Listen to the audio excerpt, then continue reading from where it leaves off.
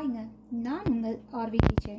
இன்னைக்கு ஆர்வி கிச்சனில் ஒரு கலக்கலான 5 வகையான காய்கறியை கொண்டு ஒரு புளிக்குழம்பு தான் பார்க்க போகிறோம். வாங்க பார்க்கலாம். பாத்திரத்தில் 2 டேபிள் ஸ்பூன் குக்கிங் ஆயில் போட்டிருக்கேங்க. ஆயில் நல்லா சூடாகட்டும். ஆயில் நல்லா சூடாயிடுச்சுங்க. இப்போ 1 டேபிள் ஸ்பூன் கடுகு போட்டுக்கலாம். கடுகு நல்லா பொரிஞ்சிருச்சுங்க. ஒரு 3/4 டேபிள் ஸ்பூன் வெந்தயம் போட்டுக்கலாங்க. புளிக்குழம்புனாவே வெந்தயம் போட்டால் தான் நல்லா இருக்கும். ஸோ ஒரு 3/4 டேபிள் ஸ்பூன் வெந்தயம் போட்டுக்கலாம்.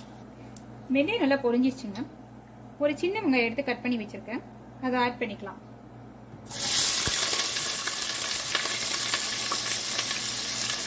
மூணு காஞ்ச மிளகாய் ஆட் பண்ணிக்கலாங்க. கூடவே ஒரு கொத்து கருவேப்பிலை ஆட் பண்ணிக்கலாம். இது எல்லாத்தையும் நல்லா மிக்ஸ் பண்ணிக்கலாங்க.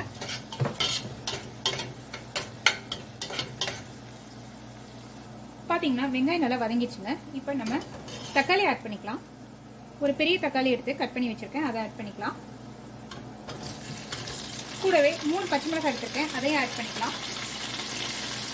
கூடவே ஒரு 6-7 பல்லு பூண்டு எடுத்து தட்டி வச்சிருக்கேங்க, அதையும் ஆட் பண்ணிக்கலாம். எல்லாத்தையும் நல்லா வதக்கிக்கலாங்க.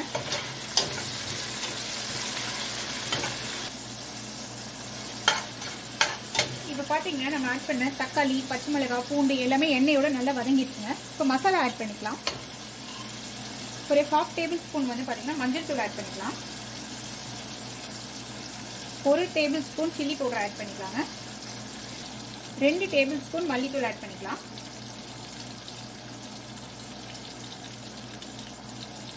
நல்லா மிக்ஸ் பண்ணிக்கலாங்க. மசாலா போட்ட உடனே ஸ்டவ்வை வந்து சிம்மில் பண்ணிக்கலாம். ஒரு 2 நிமிஷம் நல்லா வதக்கிக்கலாம் எண்ணெயிலே.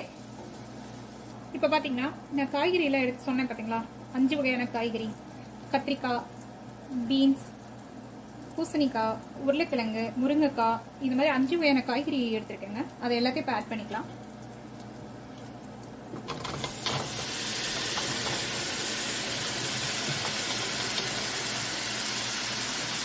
இந்த காய்க்கு தேவையான உப்பு இப்போவே ஆட் பண்ணிக்கலாங்க. 1 டேபிள் ஸ்பூன் எடுத்துருக்கேன், ஆட் பண்ணிக்கலாம்.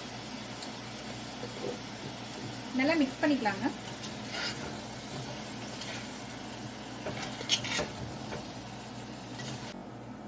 இப்போ காய் நல்லா 5 நிமிஷம் எண்ணெயிலே வதங்கிடுச்சுங்க. இப்போ இந்த காய் வேகிறதுக்கான தண்ணி ஆட் பண்ணிக்கலாங்க. இந்த கப்பில் 2 கப் தண்ணி ஆட் பண்ணுறேன்.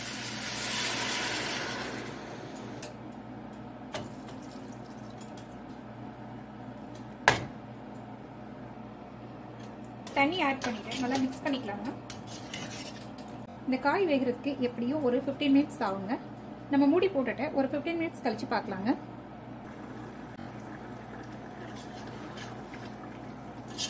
இப்போ நம்ம ஆட் பண்ண காய்கறி எல்லாமே நல்லா குக் ஆயிடுச்சுங்க. நல்லா குக் ஆயிடுச்சு. இப்போ ஒரு சின்ன நெல்லிக்காய் சைஸ் புளி எடுத்து தண்ணியில் ஊற வச்சிருங்க, அதையும் ஆட் பண்ணிக்கலாம்.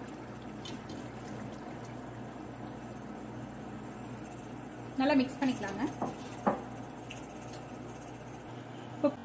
இப்போ புளி தண்ணி ஊற்றிருக்கோம் இல்லைங்களா, ஸோ அந்த புளி தண்ணியோட பச்சை வாசனையெல்லாம் போட்டு ஒரு 10 நிமிஷம் கழிச்சு பார்க்கலாங்க. நம்ம ஆட் பண்ண புளி தண்ணி பார்த்தீங்கன்னா நல்லா பச்சை வாசனையெல்லாம் போயிடுச்சுங்க.